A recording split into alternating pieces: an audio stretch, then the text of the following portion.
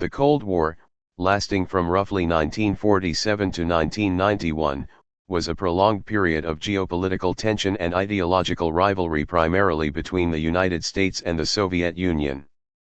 This era reshaped global politics, economics, and culture, leaving an indelible mark on the 20th century. The term Cold refers to the fact that, although both superpowers engaged in intense political, economic, and military competitions, they avoided direct armed conflict.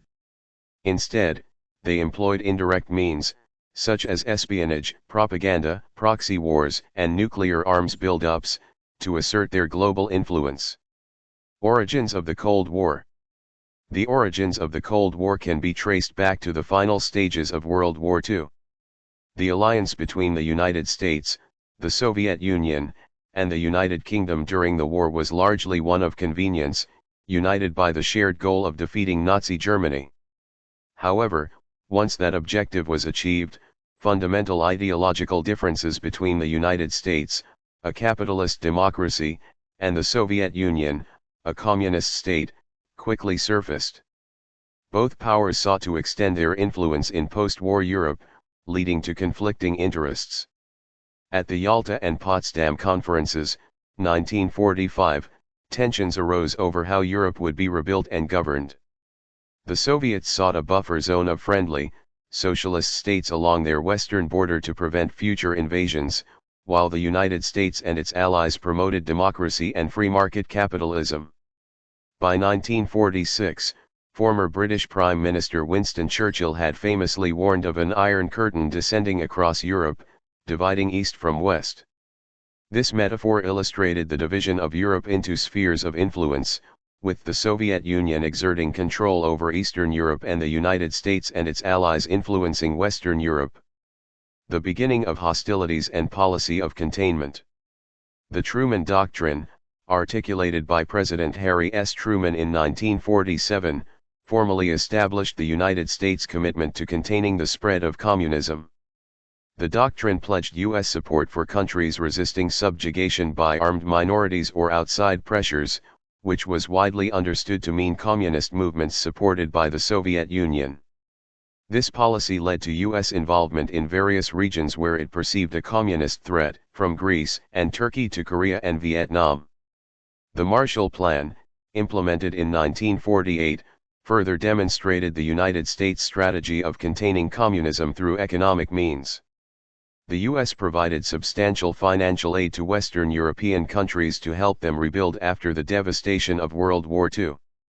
This economic assistance was intended not only to foster economic recovery but also to prevent the spread of communism, as impoverished nations were seen as susceptible to communist ideology. The Soviet Union, in response, discouraged Eastern European nations from accepting Marshall Plan aid and instead established the Council for Mutual Economic Assistance, Comecon, as an alternative for Eastern Bloc countries. Escalation and arms race. One of the defining features of the Cold War was the nuclear arms race.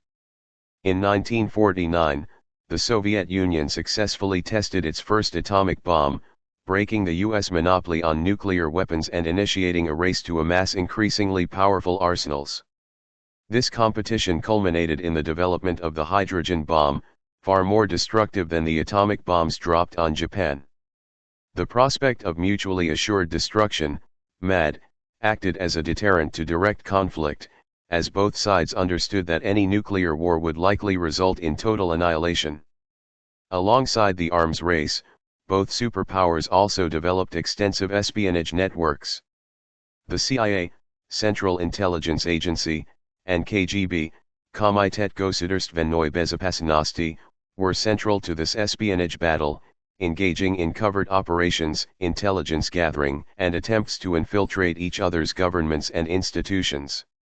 This clandestine warfare extended into various countries where the US and Soviet Union supported opposing sides in local conflicts. Proxy wars and global impact. Throughout the Cold War, the United States and Soviet Union avoided direct military confrontation but engaged in numerous proxy wars, where they supported opposing sides in regional conflicts around the world. One of the earliest examples was the Korean War, 1950 to 1953, where North Korea, backed by the Soviet Union and later China, fought against South Korea, which was supported by the United States and other United Nations forces. The war ended in a stalemate, with Korea remaining divided along the 38th parallel to this day. Another major proxy conflict was the Vietnam War, where the United States intervened to prevent the spread of communism in Southeast Asia. The Soviet Union and China provided support to North Vietnam and the Viet Cong, guerrilla fighters in South Vietnam. The war, lasting from the 1950s to 1975, ultimately ended in a victory for North Vietnam, marking a significant setback for U.S. foreign policy and leading to widespread anti-war sentiment in the United States. Latin America, Africa, and the Middle East also became arenas for Cold War conflicts. In Latin America, the Cuban Revolution, 1959, brought Fidel Castro to power, establishing a communist regime close to U.S. shores. This led to the Cuban Missile Crisis of 1962, one of the most dangerous moments of the Cold War. The Soviet Union secretly deployed nuclear missiles in Cuba, leading to a standoff that brought the world to the brink of nuclear war. Ultimately, the crisis was resolved when the U.S. agreed to remove its missiles from Turkey in exchange for the Soviet Union's withdrawal from Cuba. Détente and renewed tensions. The 1970s saw a period of détente, or a relaxation of tensions, between the superpowers. Key agreements, such as the Strategic Arms Limitation Talks, SALT-I, and the Helsinki Accords, aimed to limit the arms race and improve relations. However, détente began to unravel by the late 1970s due to several factors, including the Soviet invasion of Afghanistan in 1979, which reignited Cold War hostilities. The United States responded by supporting Afghan resistance fighters, a policy that contributed to the eventual Soviet withdrawal from Afghanistan a decade later. The end of the Cold War. The 1980s marked the beginning of the end for the Cold War. The Soviet Union, under Mikhail Gorbachev, introduced policies of glasnost, openness, and perestroika, restructuring, in an effort to revitalize its economy and society. However, these reforms inadvertently weakened Soviet control over Eastern Europe. In 1989, a wave of revolutions swept through Eastern Europe, leading to the collapse of communist governments in Poland, Hungary, East Germany, and elsewhere. The fall of the Berlin Wall in November 1989 became a powerful symbol of the end of Cold War divisions in Europe. By 1991, the Soviet Union itself had disintegrated, ending the Cold War and leaving the United States as the world's sole superpower.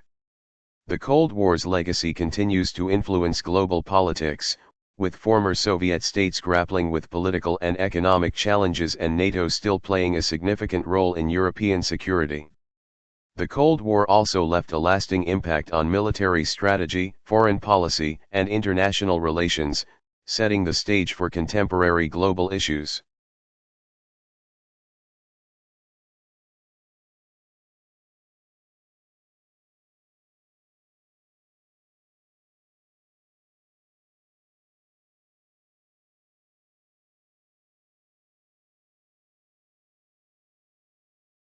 Thank you for watching. Please subscribe our channel.